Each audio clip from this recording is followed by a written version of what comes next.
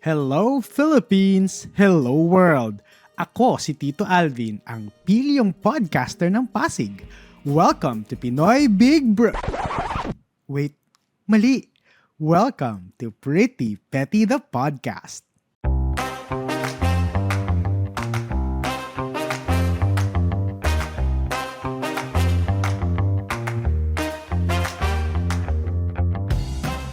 Isang magandang araw sa lahat ng mga pretty people out there. First and foremost, thank you sa lahat ng mga followers natin sa Spotify kasi we are almost there sa ating milestone na 1,000 downloads and streams. So, konting-konting kembot na lang, ando na tayo sa initial nating goal na 1,000 streams and downloads. So, technically, maliit pa yan.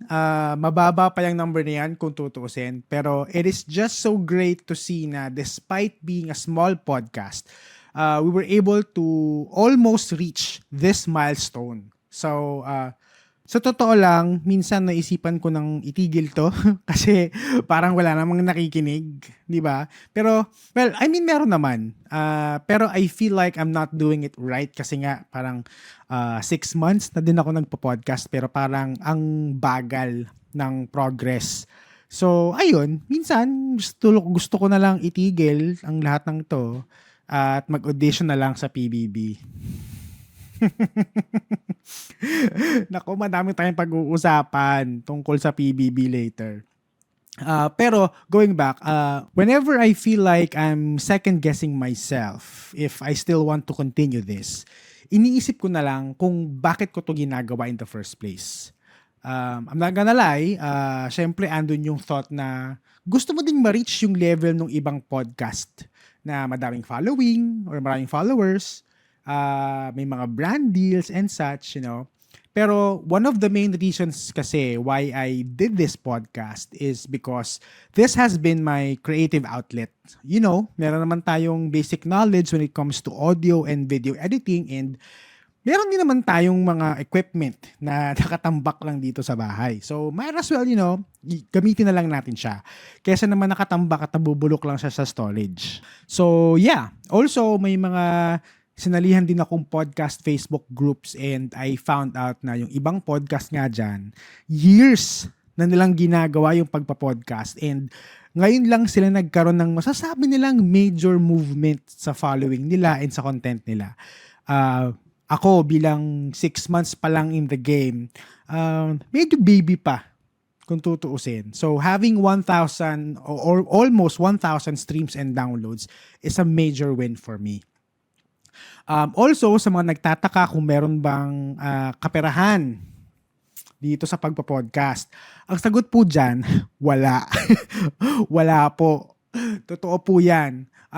Not unlike sa US no, or sa ibang countries, dito sa Pilipinas, hindi monetized ang podcasting. Masasabi mo lang na may monetary value ang pagpa-podcast mo is kapag meron ka ng mga brand deals or if you're using your podcast sa ibang platforms like YouTube or Facebook Reels. Pero apart from that, the actual act of podcasting is hindi talaga monetized as of now. So, babalik lang din tayo sa reason of passion kung bakit natin to ginagawa. Pero you know, hopefully, dumating tayo sa point na we can use this podcast as a way to earn kasi dream ko din naman to give back to different communities. Medyo may inggit factor ako sa mga ibang podcast channels na they were able to give back and give support to different causes. Pero for now, focus muna tayo in creating good content and in making this pretty petty community bigger. Taray! Pretty petty community. Anyway, enough of this drama. Ibang klaseng drama naman ang pag-usapan natin ngayon. Ito ay ang drama ng mga PBB auditionees versus PBB management. May mga usap-usapan na unfair daw ang nagiging audition process ng PBB ngayon. Let's talk about that in this segment that we call Storytime.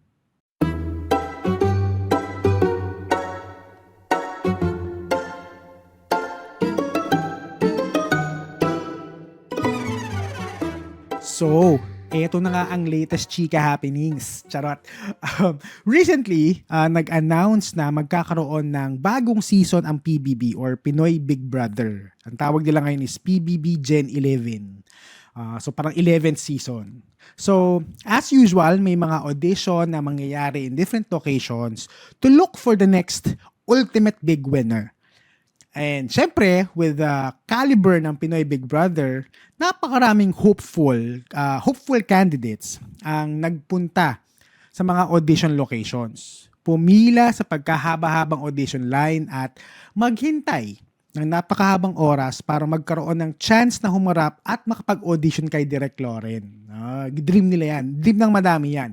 So, ang dami kong nakitang mga TikTok videos and mga Facebook Reels ng mga audition experiences nila. Yung iba malayo pa pinanggalingan, bumiyahe pa. Yung iba madaling araw pa lang, nandun na sa location para pumila. Meron ding iba na nag-prepare talaga ng mga routine, talents, and sinuot nila yung mga best clothing nila, and pak na pak ang mga makeup. Yeah, may mga nakita tayong video dyan. So ngayon, ano ang issue? May mga ilang auditionees kasi ang nagsasabi na unfair daw ang audition process ngayon. May ilang nagsasabi na napakabulok ng sistema. Medyo mabigat yan. May nakita akong isang video na kinuwento niya yung mga na-experience niya. Meron daw parang 3 booth, 3 different locations. Usually sa malls ginagawa to eh. So may 3 areas sa mall kung saan dinadala yung mga batches, different batches ng mga auditionees. Tapos, nakita daw niya doon sa isang booth habang nakapila, tinatanong yung mga nag-audition ng mga different hypothetical questions. Like, kung anong gusto mong baguhin sa sarili mo, ganyan. So, yung usual na tanong sa mga audition, sa mga interviews, ganyan. Tapos siya daw, nasama sa isang batch at dinala sa ibang booth. Hindi dun sa booth na nakita niya. Sa ibang booth siya dinala. Dun daw sa booth na pinagdalan sa kanila, sinabihan lang daw sila to describe themselves in one word.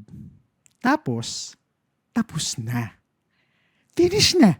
Pinauwi na sila. Ang haba daw nung hinintay nila sa pila, tapos hindi man lang daw sila binigyan ng chance to elaborate their answers. Not like dun sa isang booth na nabigyan ng chance to give a longer answer. Isa pa sa mga hinanaing ng ilang mga nag-o-audition is bakit daw pinayagan ding mag-audition yung mga content creators at social media influencers na meron ng malaking social media following. Hindi daw patas ang laban kasi kumbaga may edge na daw yung mga influencers na to compared sa mga regular na tao na nag-o-audition. Kasi nga naman, mas papaboran daw ng management na kunin sa show yung mga influencers kasi meron na silang social media following. End of story.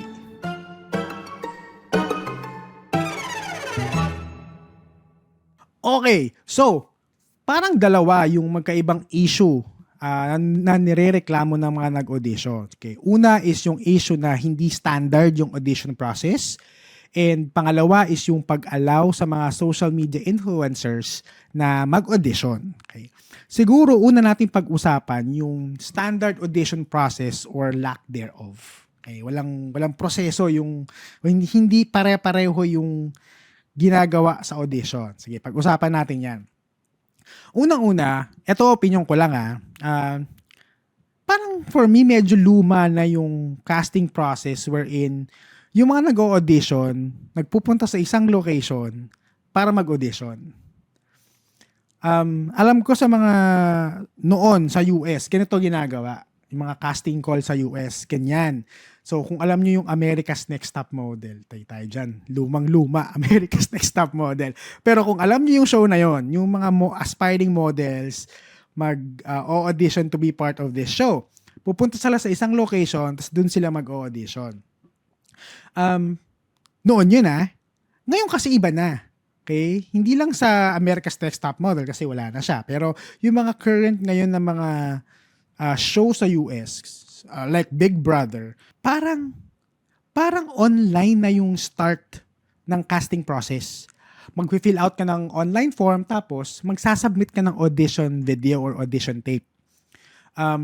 Tapos, maghihintay ka na lang ng response kung natanggap ka o hindi. Kung merong mang in-person audition, medyo minimal na lang.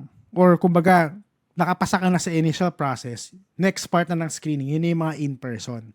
Mostly ng mga contest na nakikita ko, ini-encourage talaga nilang mag-submit na lang ng audition tapes online. Pero, dito sa Pilipinas, medyo old school pa din.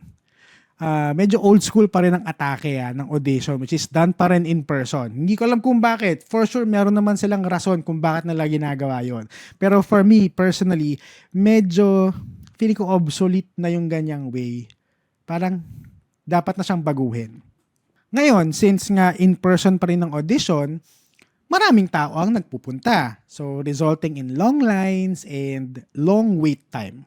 So, kung nag-audition ako tapos hindi ako natanggap, medyo sasama din naman yung loob ko kasi hindi madali yung pinagdaanan ko eh. Ang haba ng pinila ko, ang tagal ng hinintay ko, tapos hindi ako matatanggap sa isang audition. I think it's not fair. Parang gano'n. So, kumbaga sasama din talaga yung loob ko. Okay, na hindi ako natanggap dun sa casting. So, dun sa mga nag-audition na sumama ang loob kasi hindi natanggap sa casting, I feel you. As in, ramdam kita, girl. Valid naman yung mga feelings nyo. Pero, okay, kailangan nating tandaan na ang pinunta nyo dun ay isang audition process or isang casting call. At sa mga ganitong casting call, merong natatanggap, merong hindi. And mostly, hindi matatanggap. Depende sa dami na nag-audition. Okay? So, wag masyadong butthurt kapag hindi natanggap. Maybe it's not your time yet or baka you need to improve pa on your skills para talagang mag-stand out ka. Now, since nasa usapan na tayo ng standing out, okay, pag-usapan naman natin kung ano ba talaga ang nangyayari behind the scenes sa mga ganitong casting calls. Now, disclaimer lang ha, hindi ako part ng isang casting committee or never pa ako naging part ng isang casting committee of some sort. So, my knowledge when it comes to the ins and outs ng audition process is very minimal. Okay? Yung maririnig nyo from this point forward, mga opinion ko lamang based sa mga na-observe ko. Isa sa mga sentiment na nabasa ko online is that hindi sila nabigyan ng ample time to express themselves and to introduce them sa audition. Tinanong lang sila to describe themselves in one word. Kaya napaka-imposible naman daw to showcase kung anong meron sila using just one word. Ayun na nga yung challenge, di ba?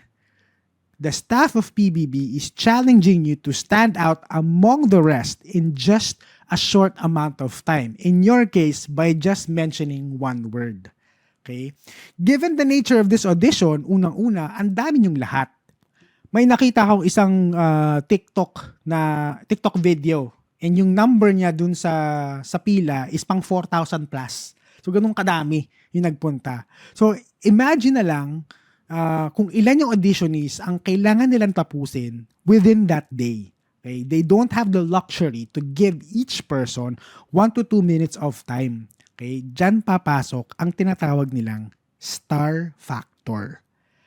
Okay. Ito sinabi to ni Direk Lawrence sa isang interview niya. Hindi ko alam kung recent to or dati pang interview. Pero during the early PBB era daw, may time daw na pinatayo sa harap yung mga nag-o-audition. Tapos tinuturo-turo lang daw niya kung sino yung pasok sa next round o hindi. Okay. Parang for example, ikaw, tsaka ikaw. Sige, pasok ka na sa next round. Ganon. Buti nga lang daw wala pang social media noon kasi kung meron, baka daw na-bash na at na-cancel. So, during these first screenings, ang tinitignan ng mga casting directors is kung meron kang star factor. Okay, ngayon, hindi porket maganda or gwapo ka, automatic may star factor ka na. Okay? Yes, your physical appearance helps, pero minsan, it's not like that. Okay? Exhibit A, ang mag-asawang Melay Cantiveros at Jason Francisco. Okay? They defy the rules of the standard beauty here in the Philippines, but they possess this level of oomph. Yes, taray, oomph. Okay? This oomph and star quality that no one has during that time. Yun yung tinatawag na star factor. So going back, eto imagine niyo, Pinapunta ka sa harapan together with the others na nag-o-audition. Tapos pinasayaw kayo ng pantropiko. Ewan ko kasi lahat ng nakikita kong videos, pinapasayaw sila ng pantropiko. So, yun na nga. Kunyari yun yung scenario. Yung mga batch nyo nang nag-audition, pinapunta sa harapan, together with the mga batchmates mo, pinasayaw kayo ng pantropiko. So ngayon, tuwan-tuwa ka kasi memorize mo by heart ang choreo ng pantropiko. Kaso nga lang, yung katabi mo sa pila, tsaka yung katabi niya sa pila, memorize din yung choreo by heart. So ang tanong, sino ang mas angat sa inyo sa tatlo? And sino ang dapat piliin? Diyan papasok ang tinatawag nilang star factor. As an auditionee, kailangan mong isipin paano ka aangat sa iba. Ano ang kailangan mong gawin para mas mapansin ka among the rest? Kasi lahat naman kayo talented eh. Lahat kayo marunong sumayaw, lahat kayo marunong kumanta. Pero ano ang pinagkaiba mo sa iba? Okay? And to be honest, okay, hindi naman nila tinitigan kung memorize mo ang choreo or hindi. Kasi at the end of the day, ang tinitignan nila dyan, yung rehistro mo sa TV. Kasi PBB is still a television show at the end of the day. Wala silang pakialam kung magaling kang sumayaw o magaling kang kumanta. Yung mga skills like singing and dancing na pag-aaralan yan. Pero yung stage presence mo, yung rehistro mo sa TV, kadalasan kusayang lumalabas. Hindi yan pinipilit. Yeah, pwede namang kahit papaano ma-mentor ka sa stage presence. Mapag-aaralan mo ng konti. Pero on a situation like an audition, hindi sila pipili ng taong kailangan pang turuan ng star factor. Pipili sila ng taong meron ng star factor to begin with. Ngayon, you can question the integrity of the casting directors all you want. Pero trust me, alam nila ang ginagawa nila. Alam nila kung ano ang hinahanap nila sa isang show. So, kung hindi ka natanggap sa audition na to, baka hindi ikaw ang hinahanap nila. Or baka kailangan mo pang i-improve yung sarili mo. You know, sorry real talk lang. Pero ito, side note, isang quick side note lang. Hindi ko din naman masisi yung ibang nag-o-audition on how they feel. Kasi I can sense minsan na yung mga regular people na nag-o-audition, sometimes they need to put something extra. They need to exert more effort kasi feeling nila they need to compensate on certain areas that they don't have. For example, kunyari hindi ka naman kagandahan or kagwapuhan, they have this feeling na kailangan ko magbigay ng todo-todong effort. Kasi culturally and historically speaking, mas napipili sa mga ganitong audition yung mga quote-unquote artistahin. Sige, fight me. Diba? One time in your life na sabi mo niya, kaya mo napili kasi maganda. Diba? Ewan ko, dito lang naman sa Pilipinas as far as I know yung mga sumasali sa mga reality show ng like this, yung nagiging artista or TV show host pagkatapos ng contest. Sa ibang bansa naman, parang hindi naman ganun. Well, siguro may mga ilan na after ng competition pumapasok din sa showbiz, pero karamihan, hindi naman. Okay, I might be wrong about that. Pero alam ko na dito sa Pilipinas, after PBB, matik yan, mag-aartista yan. Okay? I'm not saying that's wrong. Walang mali doon. Ganun naman talaga ang culture dito sa Pilipinas. But because of that, some people who thinks that they are at a disadvantage to the typical maganda at guwapo, they think that they have to do a lot more compared to the others during the audition process.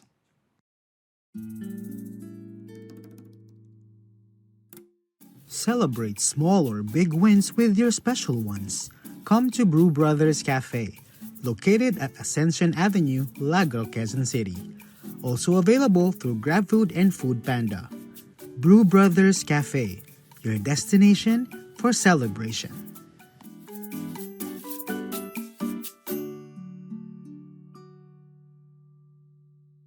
Dumako naman tayo sa isa pang issue dito sa PBB auditions, yung pangalawang issue na ni-raise ng mga nag-audition.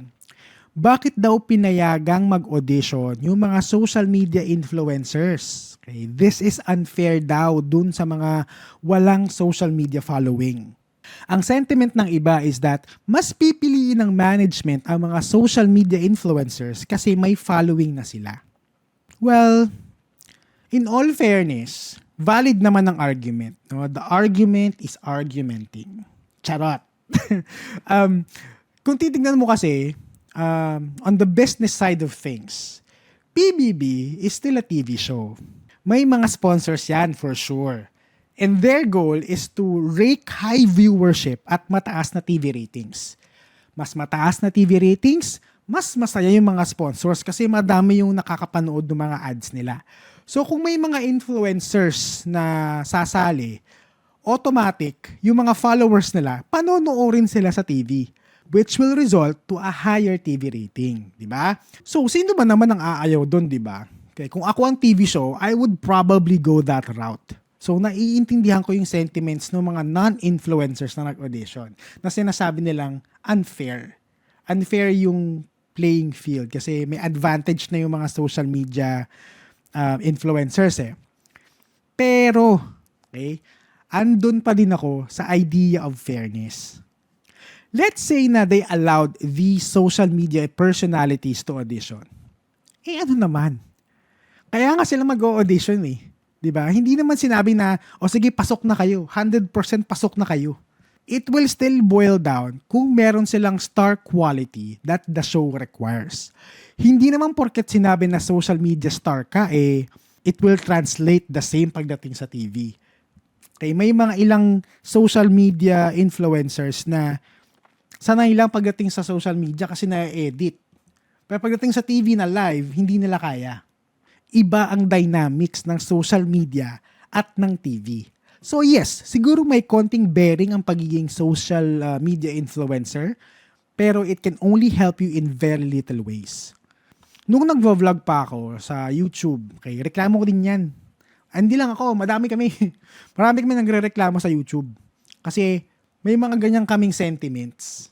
Ang sentiment namin noon is, bakit tong mga artista nag-YouTube pa? Usually yung ano yan parang start ng pandemic, before mag-pandemic. 'Di ba?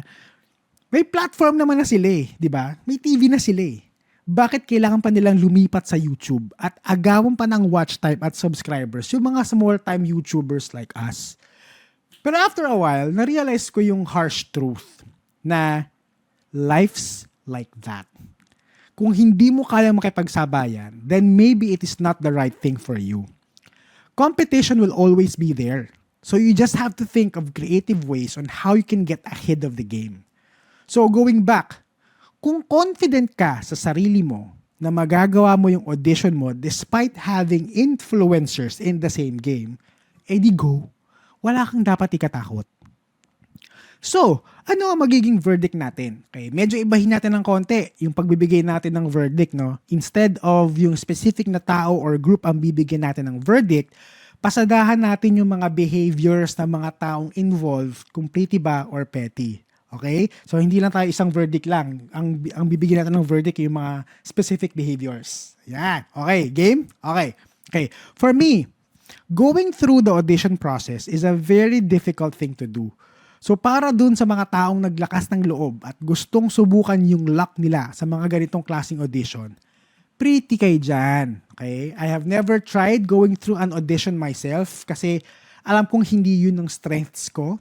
So, saludo ako sa mga taong may confidence to do this kasi hindi biro ang preparation na kailangan yung gawin prior to these auditions. Ngayon, kung nag-audition ka, tapos hindi ka natanggap, tapos magmamaasim ka online. Sorry to say, pero petty yan. Okay? Valid naman to feel upset and disappointed, pero para dalhin mo pa online yung hate, baka tama yung desisyon nila na hindi ka tanggapin. If you cannot take failures and frustrations gracefully during these auditions, baka you are not yet mentally prepared to handle situations like this. So baka lalong hindi mo kayanin yung mga bigger challenges that you may face kung sakaling nakapasok ka at nalampasan mo yung audition process. Next, yung mga TV networks and production naman, okay, medyo petty na you always go back to this method of casting. I mean, yung in-person type of casting calls. Try to explore new ways of getting talents like pag-submit ng mga casting tapes online.